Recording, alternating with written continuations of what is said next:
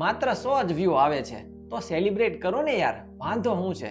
આપણો પ્રોબ્લેમ એ છે કે આપણી પોતાની જર્નીને નંબર સાથે કમ્પેર કરીએ છીએ કે XYZ ક્રિએટરને તો લાખો અને મિલિયનમાં વ્યૂ આવે છે, પણ તમે ક્યારે એ વિચાર્યું છે કે એમણે જ્યારે શરૂઆત કરી ત્યારે એમને પણ 10, 50 કે 100 જ વ્યૂ આવતા હતા, એમને ડાયરેક્ટલી ક્યારે મિલિયનમાં વ્યૂ નથી આવ્યા.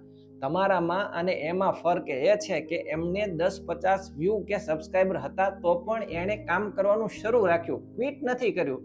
અને આપણો પ્રોબ્લેમ એ છે કે વ્યૂ નથી આવતા, સબસ્ક્રાઈબર નથી વધતા એટલે છોડી દઈએ. તો એના લેવલ સુધી આપણે ક્યારેય નહીં પહોંચી શકીએ. તેમના માટે તમે પોઝિટિવલી વિચારો ને યાર. તમે એમ વિચારો કે કમસે કમ 100 લોકો તમને પસંદ કરે છે, એ પોતાનો સમય કાઢીને તમને જોવે છે. તમે 100 લોકોને એક જગ્યાએ એકઠા કરીને ક્યારે જોયા છે? એક રૂમમાં ભરીને જુઓ તો ખરા કે કેટલી સંખ્યા થાય છે.